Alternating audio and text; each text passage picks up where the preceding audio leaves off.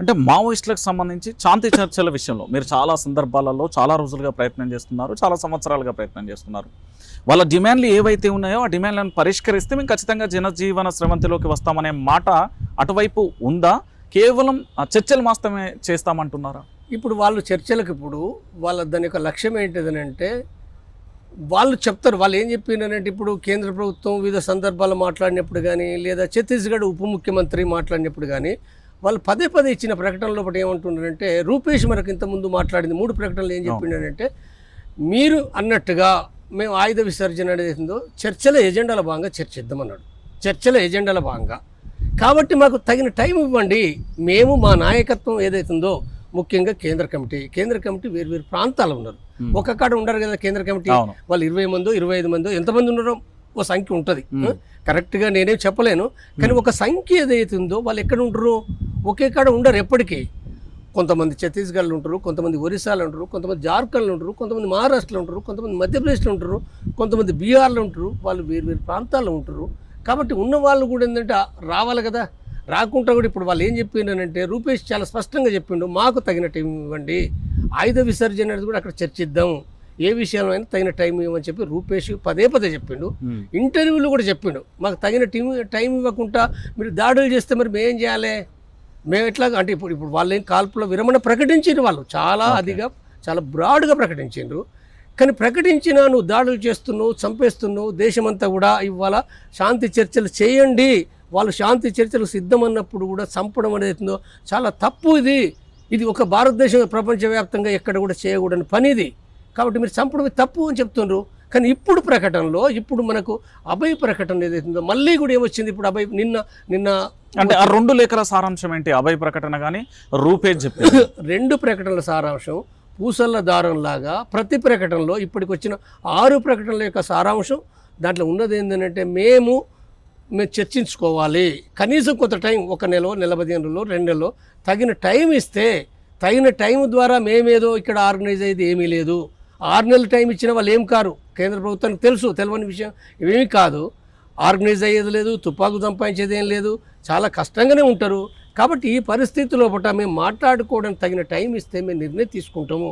ఏ నిర్ణయం అనేది ఉందో వాళ్ళు అన్నది ఇప్పుడు నిన్న పేపర్లో వచ్చింది, జనజీవన శ్రమ ఆయుధాలు వదిలిపెట్టి జనజీవన స్రవంతిలో కలవడానికి మీరు ఏదైతే అంటుండ్రో ఆ విషయమైనా చర్చించాలి కదా. జనజీవన స్రవంతులు వస్తారా, ఏ రకంగా అనేది వాళ్ళు నిర్ణయం తీసుకోవాలి. ఆ నిర్ణయం స్పష్టంగా ప్రకటించాలంటే కూడా నువ్వు కంటిన్యూగా దాడులు చేయడం అనేది ఇది ఎట్లా కరెక్టు? ఇది కరెక్ట్ కాదు కదా. నేను అనేక సందర్భాలు విజ్ఞప్తి చేస్తున్నా, కేంద్ర ప్రభుత్వము తప్పనిసరిగా కాల్పుల విరమణ ప్రకటించాలి. అంటే మీరు కాల్పుల విరమణ ప్రకటించాలి అని మీరు అంటున్నారు. ఇప్పుడు అభయ్ కానీ లేదా రూపేష్ అంటే యూట్యూబ్లో చాలా స్పష్టంగా మాట్లాడి తెలుసు. ఈ 2 లేఖలకు సంబంధించి ఈ లేఖలు మావోయిస్టు పార్టీ నుంచి వస్తున్నాయా, వాటి అనుబంధ సంఘాల నుంచి వస్తున్నాయా? లేదు, అది మావోయిస్టు పార్టీ నుంచి. రూపేష్ అయితే మనకు చాలా క్లారిటీ ఉంది. అది అంటే 3 లేఖలు ఇస్తే కూడా ఏంటంటే బయట ప్రపంచం వాస్తవంగా కేంద్ర ప్రభుత్వం ఆలోచన ఎట్లాగా అది వేరుంటుంది. కానీ అసలు ఎవరైతే అర్థం చేసుకోవాలో వాళ్ళు చేసుకోకుండానే వాళ్ళే ఫేక్ అన్నారు కాబట్టి అనివార్యంగా చాలా ఇబ్బందులతోటి ఆయనే ఎక్కడొక్కడ అంత ఈజీ కాదు. ఇప్పుడు ఇంటర్వ్యూ ఇవ్వాలంటే ఇప్పుడు నేను వచ్చిన ఇక్కడ ఇంటర్వ్యూ ఇస్తున్నా, వాళ్ళకి అది కాదు, తేలిక కాదు. గతం లాంటి పరిస్థితి లేదు. వాళ్ళు ఎక్కడికో పోవాలి, ఏదో రకరకాల అవన్నీ నాటకాలు ఆడాలి, ఇంటర్వ్యూ ఇవ్వాలి. ఇచ్చిండు, చాలా స్పష్టంగా చెప్పిండు కదా. చాలా స్పష్టంగా ఆయన చెప్పింది ఏంటంటే, నా ఒక్కని అభిప్రాయం కాదు ఇది, దీని వెనకాల కొంతమంది సీసీ మెంబర్లు, కొంతమంది పీబీ మెంబర్లు, కీలకమైన నాయకత్వం ఉంది. కాబట్టి ఇది మొత్తం పార్టీకి ఇది ప్రాతినిధ్యం వహిస్తుంది అనే విషయాన్ని కూడా చాలా స్పష్టంగా చెప్పిండు ఆయనే. అంత స్పష్టంగా చెప్పిన తర్వాత కూడా మళ్ళీ దానిపైన ఎవరైతే మాట్లాడాలనో మాట్లాడకుండా, అంటే కొంతమంది ప్రజాస్వామికవాదులు లేదా శాంతి కాముకులు మాట్లాడాలి కదా. ఇది ఇంత అంటే చర్చలు చేయాలన్నారు. కానీ రూపేష్ ఏదైతే మాట్లాడుతున్న విషయాన్ని ఏదైతుందో దాన్ని నొక్కి చెబుతూ ఇది నిజాయితీతో కూడుకున్నదని కూడా ఆయన చెప్పిండు. ఇది 2004 లాంటి చర్చలు కూడా కాదు, ఇది మోసపూరితమైనది కాదు అనే విషయం చెప్పిన తర్వాత కూడా కేంద్ర ప్రభుత్వం ఆలోచించాలి కదా. కేంద్ర ప్రభుత్వం ఆలోచించడం లేదు. మళ్ళీ దాన్ని దృష్టిలో పెట్టుకుని ఇప్పుడు అభయ్ ప్రకటన చేసిండు. ఇప్పుడు అభయ్ ప్రకటిస్తే కూడా విచిత్రం ఏంటంటే, ఇప్పుడు అది ఒక వంక కేంద్ర ప్రభుత్వాన్ని ఒత్తిడి చేయవలసిన సమయంలో ఇప్పుడు కొంతమంది మీడియాలో లేదు అది బూటకమైంది. ఏం బూటకం అది? బూటకం అని అంటే ఇప్పుడు వాళ్ళకి ఏమర్థమైందంటే గారు అని సంబోధించడం. గారు అని అంటే మరి మోడీని, ఒక ప్రధానమంత్రిని గారు అనకపోతే ఏమనాలి? అమిత్ షాను గారనకపోతే ఏమనాలి? గౌరవంగానే మాట్లాడాలి కదా, గౌరవంగానే రాయాలి కదా, గౌరవంగా చర్చించాలి కదా. నువ్వు చర్చలకు వస్తున్నప్పుడు నువ్వు తిట్టుకుంటా కాదు కదా, అది తప్పది, ఆ తప్పుడు విధానం. మనం ఒక ఒక ఒక అధికారి దగ్గరికి పోతాం, మనం ఏమిస్తాం, ఏమని రిప్రజెంటేషన్ ఇస్తాం? సార్ అని ఇస్తాం, సార్ అని ఇస్తాము, అయ్యా అని పెడతాము, ఇవన్నీ ఉంటాయి కదా. ఇవన్నీ అంటే తప్పనిసరి ఫార్మాలిటీస్ కూడా అయ్యి తర్వాత ఆ చర్చలు జరగాలంటే కూడా ఆ రెస్పెక్ట్ తప్పనిసరి అవసరం. రెస్పెక్ట్ లేకుండా గారంటరా అంటే ప్రధానమంత్రి, మన ప్రధానమంత్రి, మన దేశానికి. రాజకీయాలు ఏమన్నా కానీ రాజకీయాలు 1.25 ఉంటాయి. ఒక ముఖ్యమంత్రికి, ఒక ప్రధానమంత్రికి తగిన రెస్పెక్ట్ ఇవ్వాలి. మన రాతల్లో, మన మాటల్లో బట్ట తప్పనిసరిగా ఉండాలి. అది లేకుండా తిరిగి గారనుడేంది, గారంటే లేఖలన్నీ సత్యమే అని చెప్తారు. సత్యమే 100%. నాకు తెలుసు కదా, అభయ్ ఎవరో తెలుసు, ఆయన రాతలు తెలుసు, ఆయన ఎట్లా రాస్తారో తెలుసు, ఆ మొత్తం విషయాలు నాకు తెలుసు. నేను క్షుణ్ణంగా 2 సార్లు చదివినా, హిందీలో చదివినా, తెలుగులో చదివినా. 100% కరెక్టు, అది 100% కరెక్టు, అబద్ధం కాదు. కాబట్టి ఇవాళ ఆయన చెప్పింది ఏదైతుందో నేను మళ్ళీ ప్రభుత్వానికి విజ్ఞప్తి చేస్తున్నది ఏంటంటే, మీరు తప్పనిసరిగా వాళ్ళు కోరింది కొంత టైం ఇవ్వాలన్నారు. ఏం నష్టం ఏముండదు మీకు ఇస్తే, ఆగండి, 1 నెల 2 నెలలో 3 నెలలు ఆగండి, ఏం నష్టం లేదు కదా. కాల్పుల విరమణ ప్రకటిస్తే వాళ్ళు స్పష్టంగా నిర్ణయించుకుంటారు. నిర్ణయించుకున్న దాని ప్రకారం వాళ్ళు చెప్తారు కదా. ఎందుకంత తొందర? చంపడం, నిర్మూలించడం, ఇదేం పద్ధతి? ఇది కనీసమైన పద్ధతి లేకుండా. కాబట్టి చాలా తప్పది. కేంద్ర ప్రభుత్వం వెంటనే తప్పనిసరిగా అంటే ఆలోచించాలి. శాంతి చర్చలకు సంబంధించి ఒక కమిటీ ఉన్నది, పూర్తి స్థాయిలో మీరు చర్చిస్తున్నారు.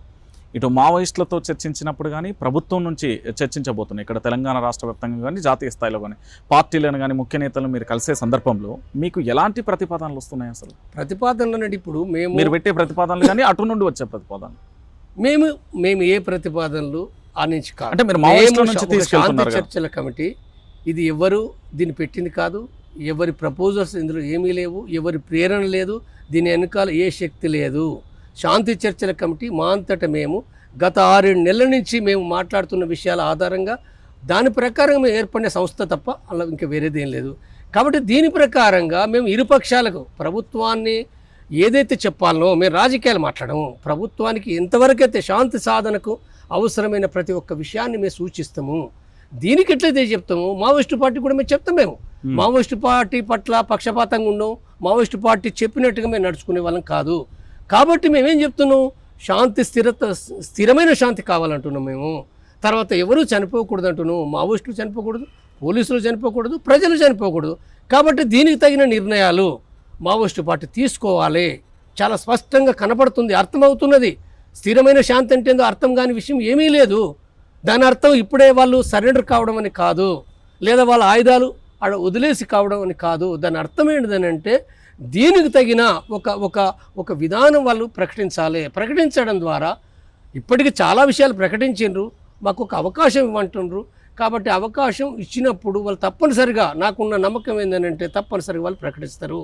ఇది మనం మొత్తంగా ప్రభుత్వం అర్థం చేసుకోవాలి, ప్రజలు అర్థం చేసుకోవాలి. మరి ప్రభుత్వం దగ్గరికి కానీ పార్టీల దగ్గర మీరు పోయినప్పుడు ఏమొచ్చింది? మరి అంటే మావోయిస్టులకు క్లారిటీ ఇచ్చారు, మరి వాళ్ళు? మేము పోయింది ఓన్లీ ఇక్కడ తెలంగాణ కాంగ్రెస్ ప్రభుత్వం దగ్గరికి మాత్రమే పోయినాం, రేవంత్ రెడ్డి దగ్గరికి. ప్రభుత్వం అంటే మేము అనేక రాష్ట్ర ప్రభుత్వాలకు మెమోరాండాలు పంపినాం. మేము ఆంధ్రప్రదేశ్ పంపినాం, ఛత్తీస్గఢ్ పంపినాం, బీహార్, జార్ఖండ్ ఇవన్నీ పంపినాం మేము.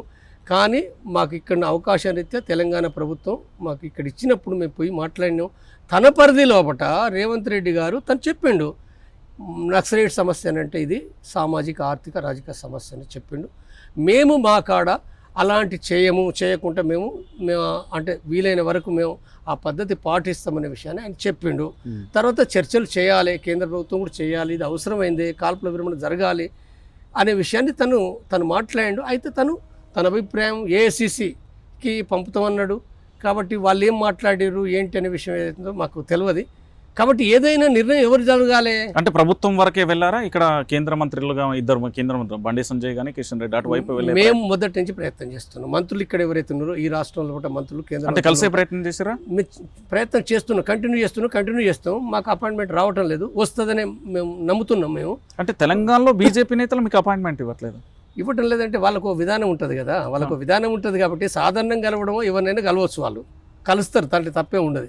కానీ ఇప్పుడు మేము ఈ శాంతి చర్చల నేపథ్యంలో కూడా అపాయింట్మెంట్ అడిగినప్పుడు అది కేంద్ర ప్రభుత్వం కూడా దాన్ని దృష్టిలో పెట్టుకుని ఉంటారు. కాబట్టి వాళ్ళు అందుకోసం ఇవ్వటం లేదు.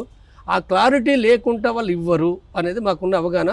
కాబట్టి మాకు ఆ నమ్మకం ఇవ్వచ్చు అనేది కూడా మేము అర్థం చేసుకుంటున్నాం. వీళ్ళని కోరుతున్నాం మేము, ప్రధానమంత్రిని అమిత్ షా గారిని కూడా మేము కోరుతున్నాం.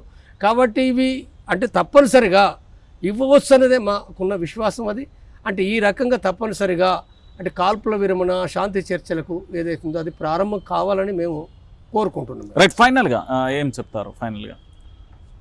ఫైనల్గానే చెప్పేది ఏంటంటే, ఏవైతే అంటే ప్రకటనలు, అభయ ప్రకటనలు కానీ వేరే ప్రకటనలు కానీ కొన్ని సందర్భాల్లో కన్ఫ్యూజ్గా వచ్చే వాస్తవమే, కానీ ఈ ప్రకటన 100% వాస్తవం. కాబట్టి ఇవాళ మనం చర్చలు ఏదైతే ఉందో శాంతి చర్చలు జరగాలంటే కేంద్ర ప్రభుత్వం పైన ఒత్తిడి పెంచడం అనేది చాలా అవసరమైంది. అది తప్పనిసరిగా వారికి పదే పదే విజ్ఞప్తి చేయాల్సిన అవసరం ఉంది. ఈ క్రమం లోపట అది కేంద్ర ప్రభుత్వం చేయడం ద్వారానే ఈ చర్చలు అనే దానికి ఒక ప్రారంభం అవుతుందని నేను నమ్ముతున్నాను.